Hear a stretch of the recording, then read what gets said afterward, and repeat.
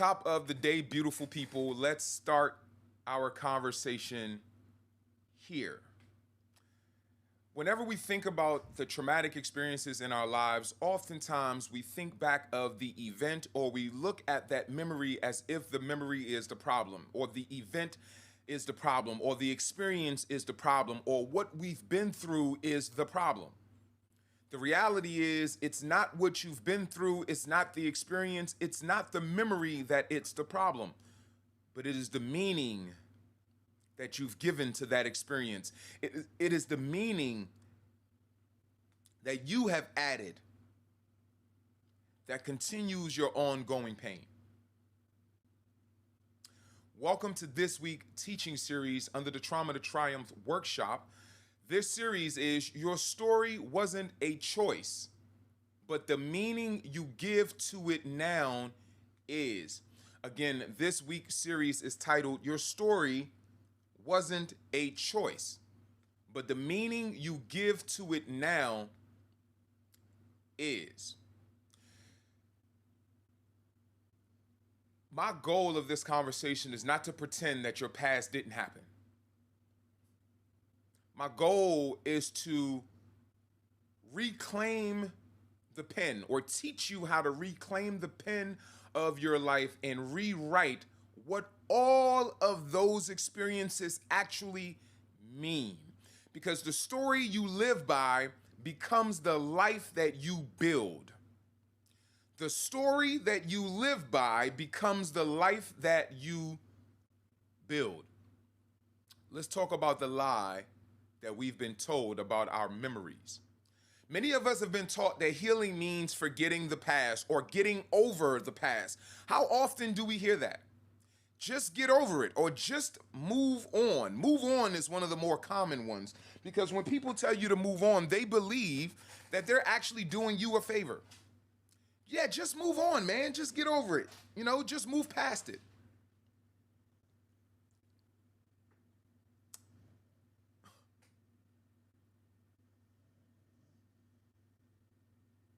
Or maybe we have this concept that if I am still in pain, it must be because of the things that happened to me or the experiences that I've been through.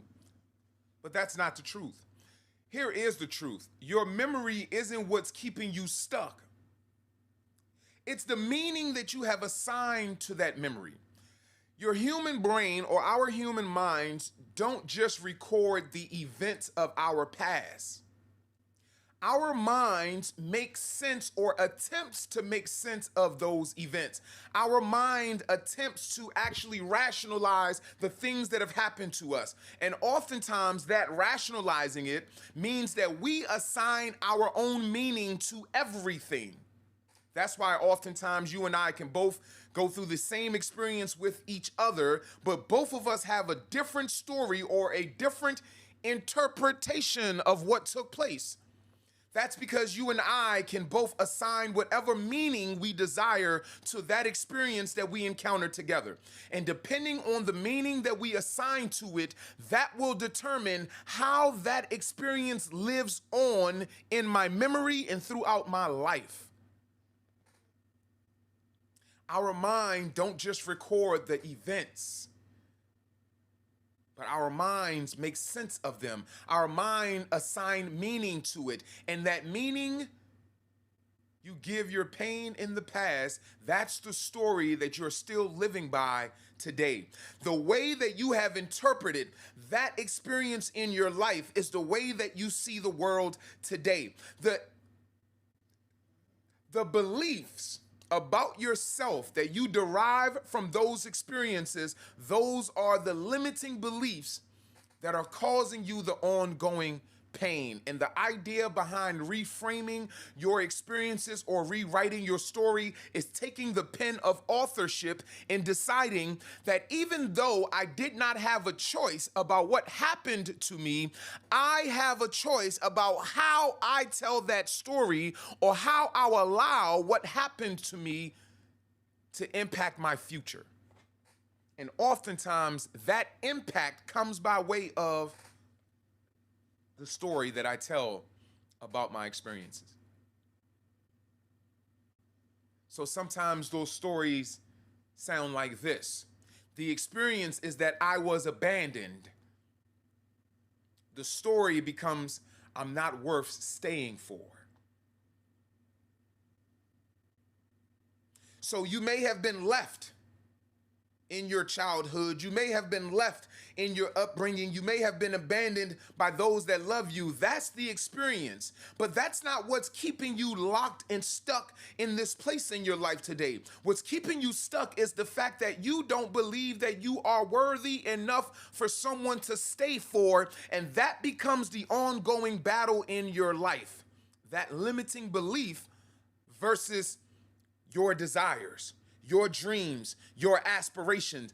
That conflict becomes the inner turmoil that most of us are trying to heal, run from, or solve. Or maybe you was physically abused or assaulted, and you say to yourself, they hit me. That's the experience. That's the event. I was beaten, I was abused. But out of that event comes the belief that I deserved to be abused. I deserve to be treated that way. I deserve to be treated as less than. That I deserve to be treated as less than, that is the pain living on in your life, because that abuse is not continuing to happen. But that belief system is going on with you through every other experience in your life. The event is not happening anymore. The event is only kept alive by the way that you tell the story from that event. Maybe you were ignored in your upbringing. Maybe you were told to sit down, shut up, be seen, and not heard. And from that experience, you have concluded that your story is, I don't matter. Do you see that it wasn't you getting ignored that's causing you pain today? It's the fact that you believe the story that you took from being ignored was that you don't matter. And now throughout your life, the conflict is I don't matter versus I should matter. The internal limiting belief is I don't matter, but your conscious mind, your desires, your dreams, your aspirations, what you want for yourself is to matter. But that's the conflict. Not the fact that you were ignored, but the fact that you believe today that you don't matter. I often say to people that the contract that was broken in your trauma is not that they did not love you.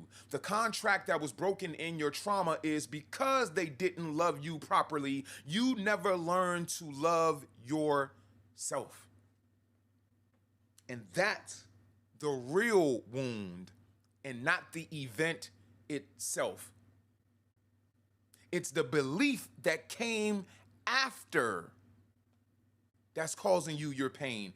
It's the belief that came after that lives on with you and keeps perpetuating that pain. It's your story. And through the Trauma to Triumph Healing Challenge, we teach you how to recognize the limiting belief, and then most importantly, how to rewrite that story so that you're no longer being plagued by the old narrative. I want to emphasize that our nervous system doesn't store just the event. In fact, your nervous system only holds on to the event so that it has a reference for the interpretation.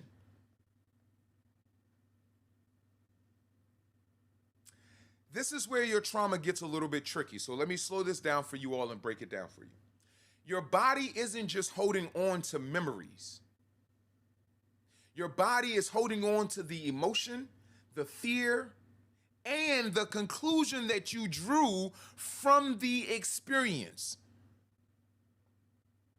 Another way that I explain this to you all, Renee, Samaj, happy healing to you both. Samaj, we have not seen you in a while. Welcome back to the conversation.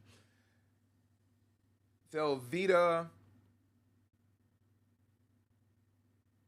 Aura Rose, I hope I said that right. Happy healing to you and welcome to the conversation. All right, let's keep going.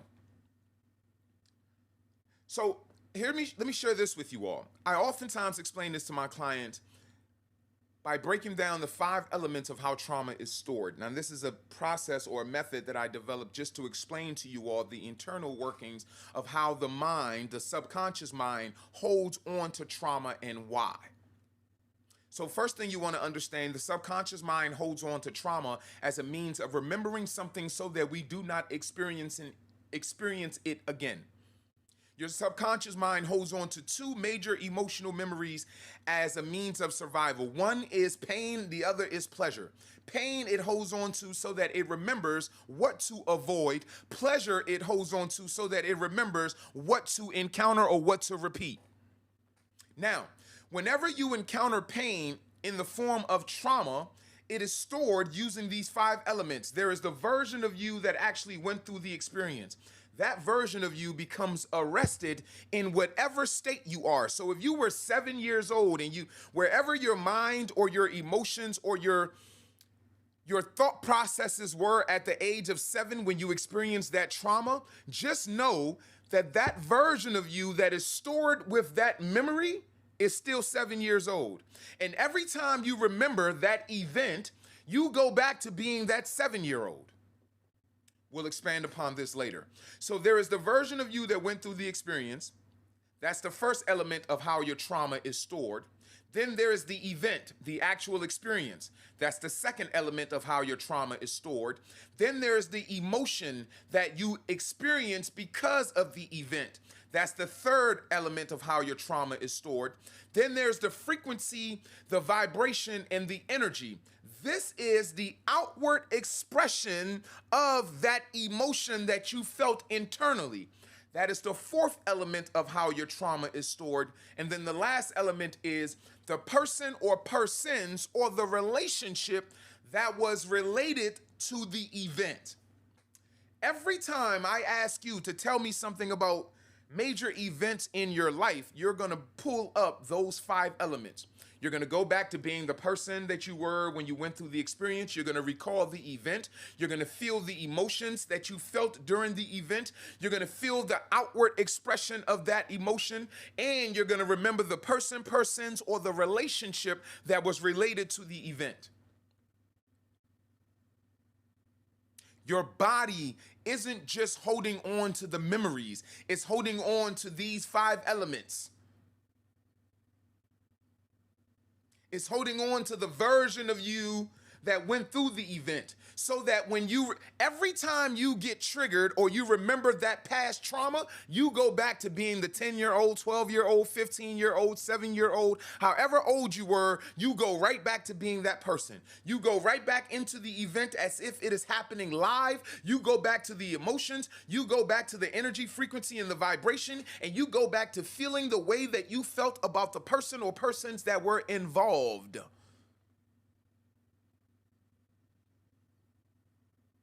Your nervous system remembers if it is something that is related to pleasure or if it is something that is related to danger. And if it's related to danger, it remembers the details. That's why when you're triggered, something in your present life, some small detail may reflect something from a memory, from an experience that the subconscious mind has been holding on to as a possible potential danger. So this current event raises this red flag and triggers this response that you're now trying to fix. So when something today feels like something from your past, your nervous system reacts as if it is right back in that danger again. Why? Because to your brain, it's not the memory that matters. It's what we assign to that memory. So in your mind, that event, that memory relates to danger. So whenever something in your current life resembles this event, your nervous system throws up all of the flags and perceives that this is a threat and that there's danger.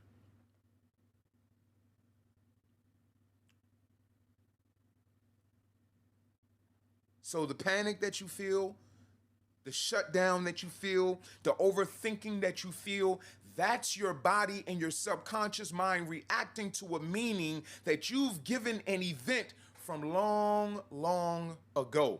Now, let me show you all this little secret before we even get to the full lesson plan and me giving you the tools, right?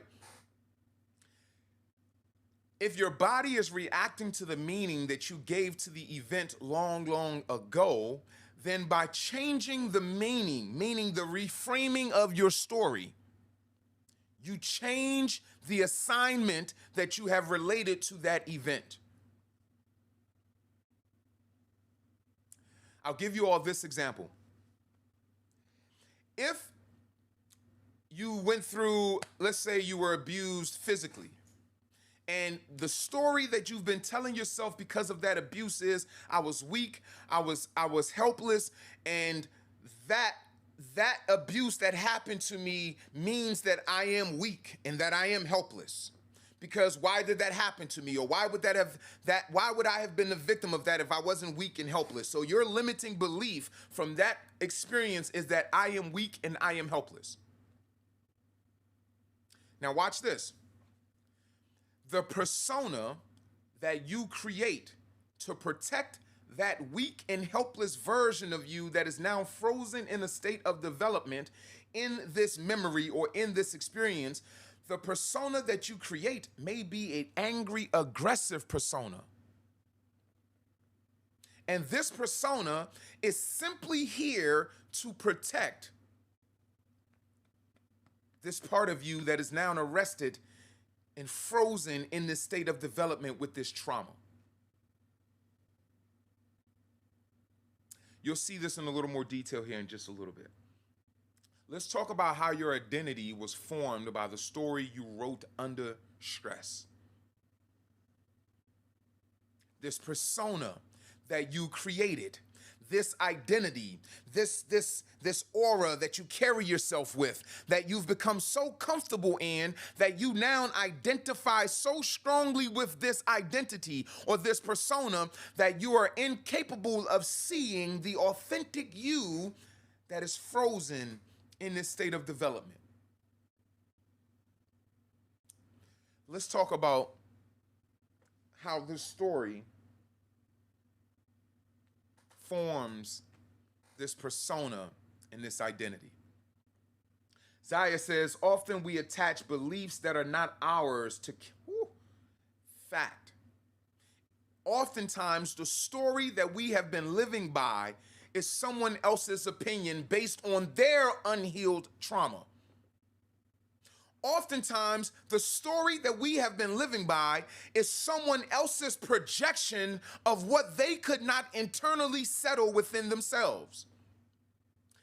Oftentimes, I know of so many clients of mine, women, that are still being ravaged by the comments that their mothers made about them. You little, whatever she might have said to you, out of her own trauma, out of the things that she was called, out of the names that she was called, and she never healed from them.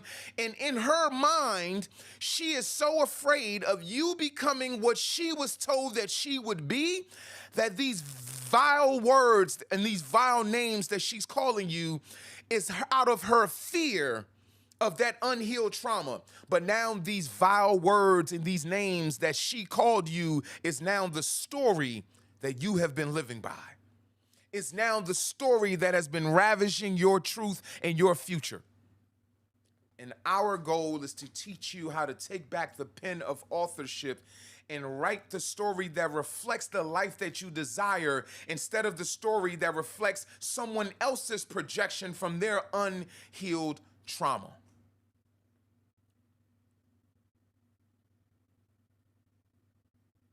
Zaya says, once I realized that, my perspective changed of myself.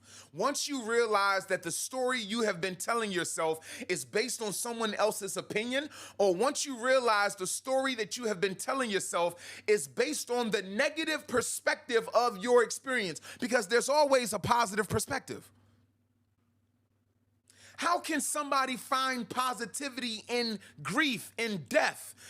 Whatever you make of your life because of that passing of your loved one, that becomes the story that is associated to your loved one's passing. Let me give you all a great example of this. Out of my son's passing, I built happy healing.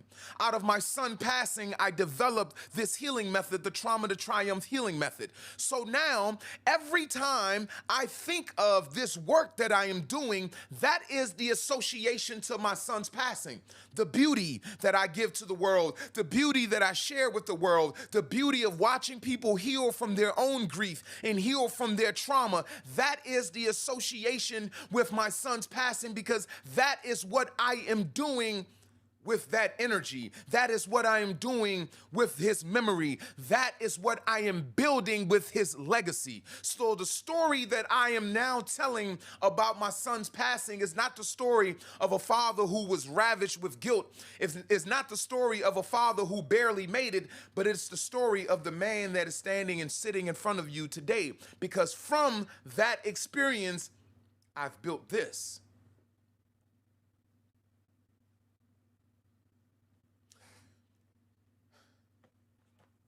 When we were young, we were scared.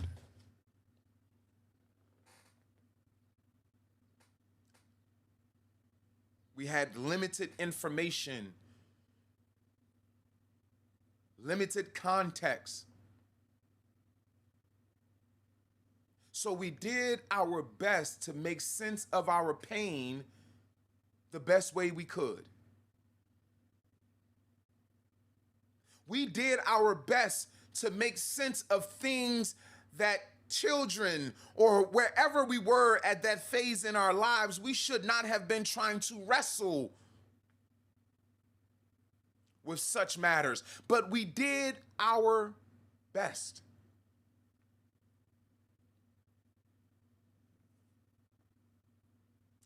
But the thing is, sometimes our nervous system doesn't get the memo that we're grown now.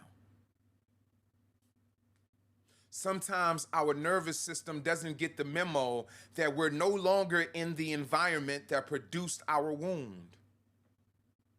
Sometimes our nervous system is still operating on the same story that we have been telling for most of our lives. And that story says, I am not safe.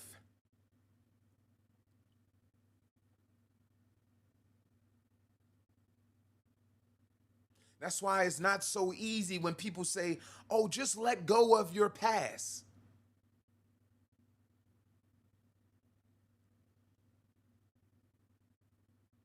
You can't let go of the past that is still dictating your present. There is no such thing as let go of your past. How do you let go of your past when it is your past that has laid the foundation for who you are today? You can't let go of your past, but you can reframe it. You can change the way that you reference your past. You can change the way that you look at your past. But letting go of your past would mean to cut off think about it like this. A person that has let go of their past is almost like a people that have no history. You're lost. If you don't know where you came from, you don't know where to go. The idea of healing is not to let go of your past. The idea of healing is to not let your past write the story of your present without your hand on the pen of authorship. You see, my past could have wrote a story where I wouldn't be here today. If I allowed my past to dictate all of the things that I did in my life, I would not be here. But at some point, I realized that if I kept living by my past, the end was certainly going to be short and tragic. So I didn't go back and change my past. I can't go back and write a false or a fake story. I can't go back and act like the things that happened to me never happened. But what I can do is go back and look at it from the perspective that empowers me, and more importantly, from a perspective that allows my inner child to heal. You can't just let go of your past, but you have to go back and reframe the part that became your truth. You have to go back and reframe the part that became the narrative that you have been living by. Your subconscious isn't loyal to your potential.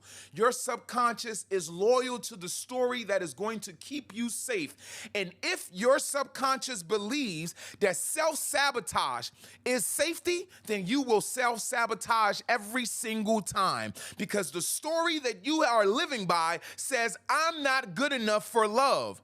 So every time somebody creates an environment where I need to be vulnerable, I'm going to sabotage that because I'm not good enough for love. So if you're trying to pull me into an environment where I need to be vulnerable in order to receive love, you become a threat to me.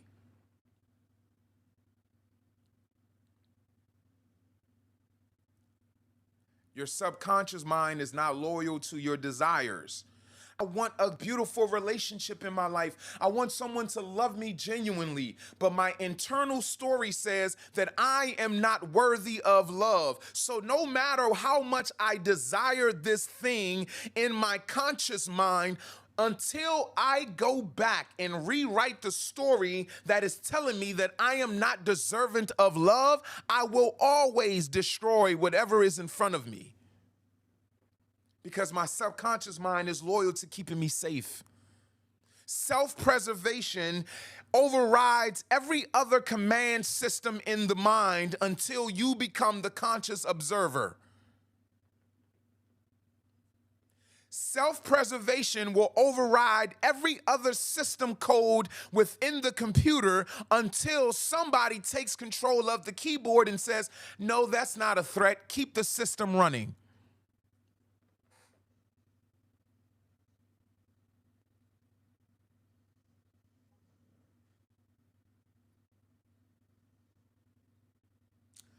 Your subconscious mind is not loyal even to what you logically can conclude. Your subconscious mind is not loyal to your brilliance. Your subconscious mind is not loyal to your desire, to your talent, to your future, to your potential, to your gift. Your subconscious mind is loyal to what is safe. And if in your subconscious mind, because you have not gone back and reframed your stories, if in your subconscious mind your loneliness is safe because you don't deserve love, because that's the limiting belief that you have, then every time love genuinely shows up in your life, you will destroy it. Because the subconscious mind sees that as a threat. And self-preservation will override every other system code within the system. So until you go back and rewrite that the experience is not a threat, but actually something that has empowered you. The experience has taught you something that has made you better. The experience has given you a narrative that made you stronger, better, even more knowledgeable because of what you've been through. Until you can reframe that story, your subconscious mind will always operate in what keeps you safe. And if you believe deep down inside that I am not worthy of love, then keeping you safe means destroying everything that shows up that looks like love in your life.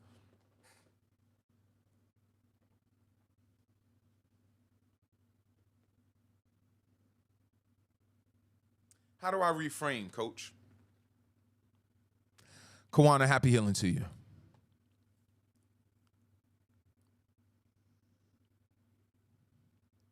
Awesome, awesome. Awesome. Thank you for sharing, Kawana. Thank you, Renee, for all that you're doing and sharing and gifting as well. How do I reframe? So let's be clear about something. Reframing isn't denying what happened. Reframing is not denying what happened.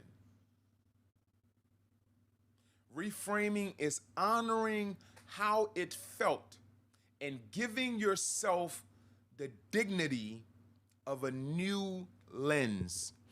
Reframing is honoring how it felt and giving yourself the power to see it in a way that serves you instead of seeing it in a way that hinders you.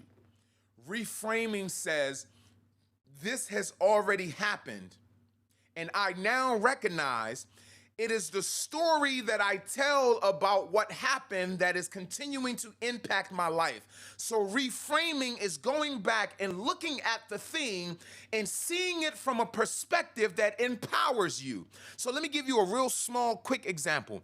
Some of you may see your past experiences of having survived abuse as, oh my God, that happened to me. I was beaten. I was beat down. Oh my God, I was such a scared, lonely, weak child that got beaten on. And now look at me. I'm that person.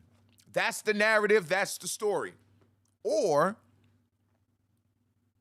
a simple reframe and a truth. That's the other thing about reframing that I want you to understand. Reframing is not putting in an imaginary story or trying to create some type of imaginary narrative to try to make yourself feel better. Watch this. Reframing is adding the truth to the lie that the trauma has created. So the lie there is, I am not good enough because of those experiences.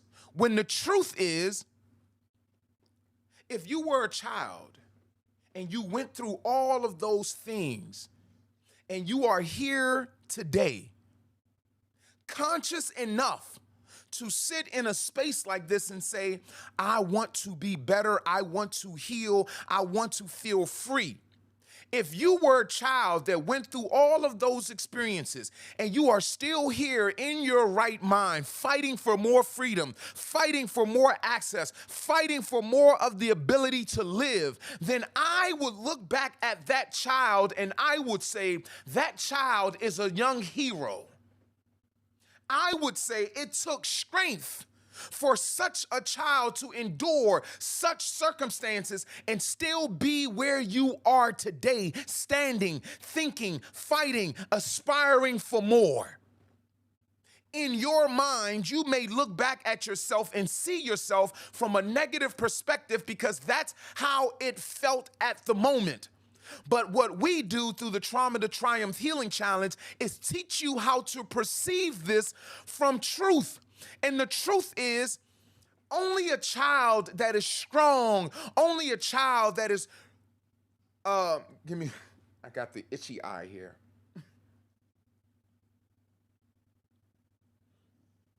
Only a child that has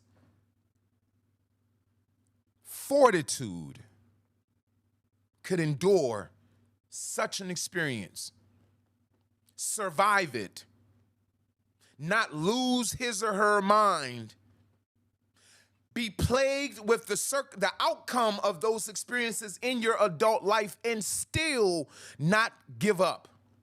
That is strength. So when you look back on those experiences, they used to tell you that you were weak because it happened to you. When you look back on those experiences, they used to tell you that you need to feel sorry for yourself because look at what happened to you. When you look back on those experiences, you used to feel a sense of shame because look at what they did to you. But now through this idea and this process of reframing, you look back at those experiences and you see strength because you had to be strong to survive. You look back on those experiences and you see someone that was able to come from under such circumstances and still be strong enough to have desire, to have love, to have compassion, to have empathy for other people. Now, when you look back, you see strength out of your trauma instead of seeing pain. Hello, this is why this entire thing is called Trauma to Triumph, because we're going to teach you how to see and create triumph out of what used to be your limitation. We'll teach you how to create triumph out of what used to be your shortcomings. We will teach you how to create purpose out of what used to be your pain.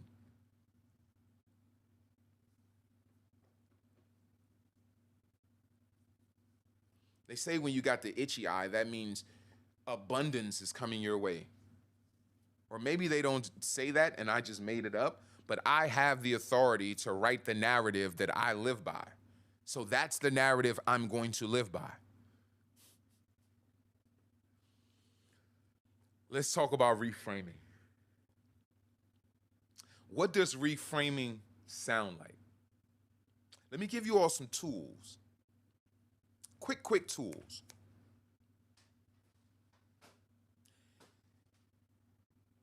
Yeah, this thing happened to me.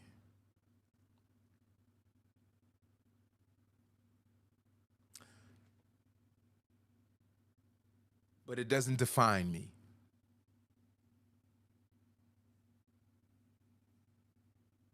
I get to write my own bio.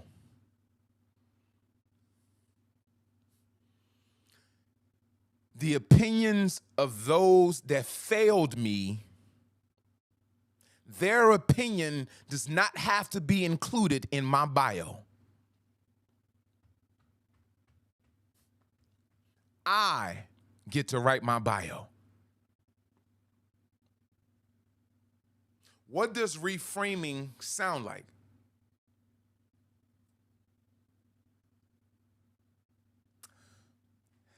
Their behavior had nothing to do with my worth, but everything to do with their own limitations and their own hurt and trauma.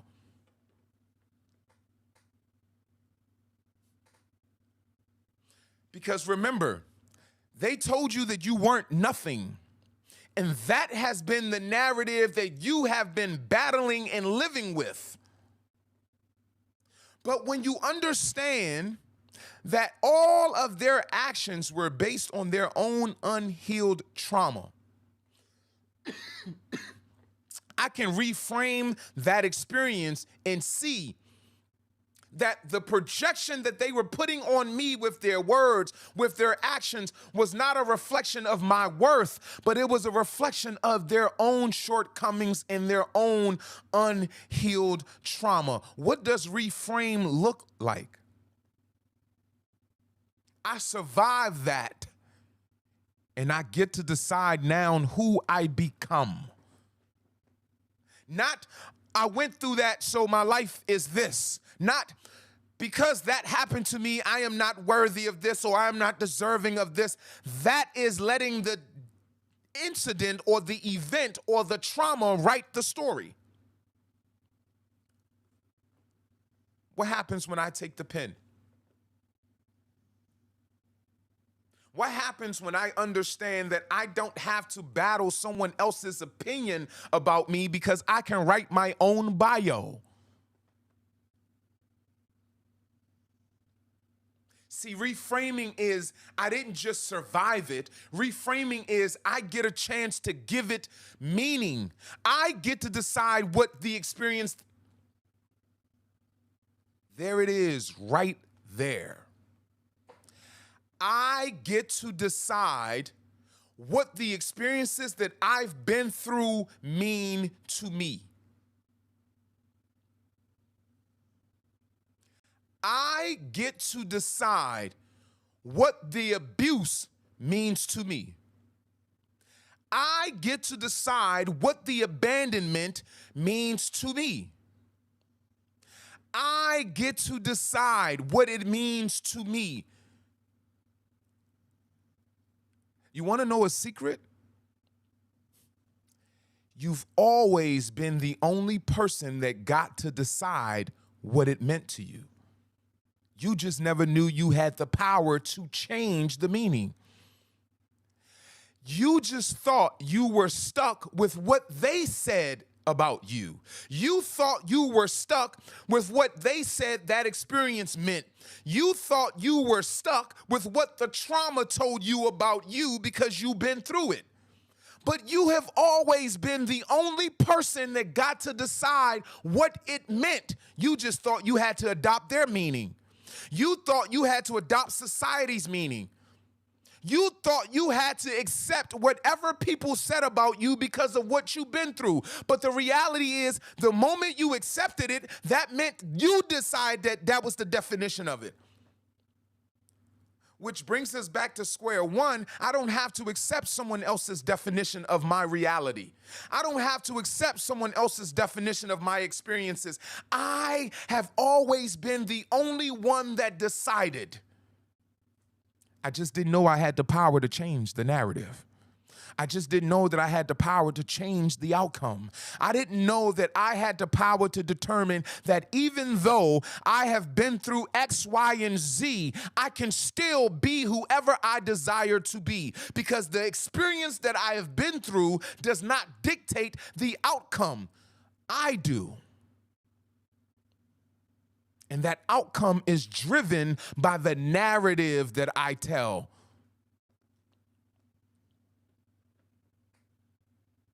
You didn't just survive your trauma.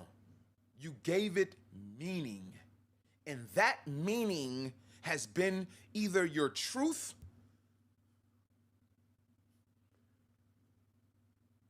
or that meaning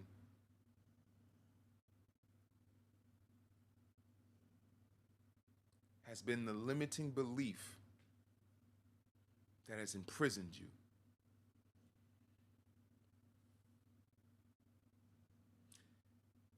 If you want to change your future, you don't need to change your memories. You need to change the meaning that you have assigned to those memories.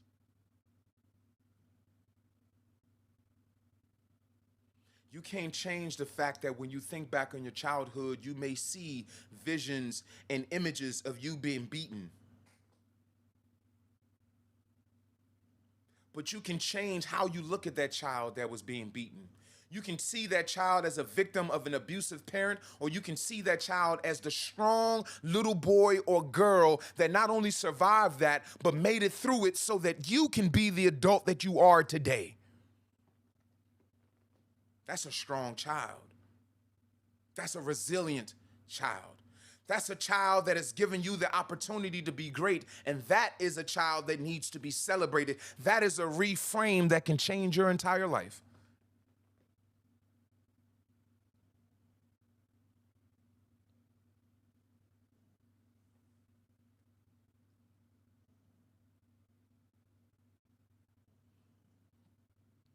We've put together several avenues by which you can engage and enter into one of our many coaching programs. The very easy and very first one is I would recommend each of you to go and grab yourself a copy of the Trauma to Triumph self-paced challenge workbook. It's, I believe, $69 on our website, happyhealing.com. The workbook is going to walk you through the Trauma to Triumph healing method. This is an inner child healing method that I developed over years and years, over 20 years of doing this work. This method is based on a very simple truth. The adult carries the pain that we wrestle with throughout our entire life, but the inner child carries the wound. And we've focused most of our life on the pain. How do I get rid of the pain? How do I numb the pain? How do I escape the pain? And we've done everything that we can, but that pain continues to resurface. And the reason for that is the pain is a byproduct of a wound that has not been healed. And this Trauma to Triumph healing method takes you back to the wound, to the root of your story. And not only do we teach you how to reframe the experiences that have been plaguing you, but we also give you the tools to start to rewrite the narrative that has been born from that wound.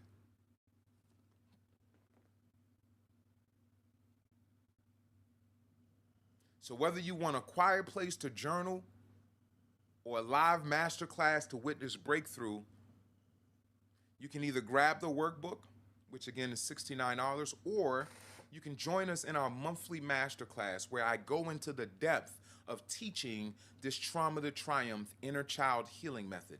So whether you're an individual that want to learn this method so that you can apply it to your life, or whether you're a practitioner, whether you're a counselor or a coach, and you want to understand different tools of how you can aid your clients or the people that have come into you for help, then that masterclass is where you can get a deep dive into understanding the full breakdown of the Trauma to Triumph healing method. I also offer hourly coaching session for those, and we call these our breakthrough session. So if you're stuck at a particular point on your healing journey, or if you have something really huge coming up in your life and you're looking to unpack some of the things that may be keeping you stuck, then that hourly breakthrough session will be ideal for you. If you want a longer, deeper commitment on your healing journey, we've recently restructured our long-term private one-on-one coaching program. I've broken it down into a 6-week journey, which is the I Am Self-Discovery Journey, which is our private one-on-one coaching offering.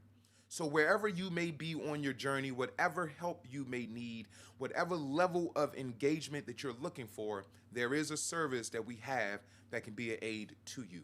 For all of you joining us on YouTube, I thank you for being a part of this conversation.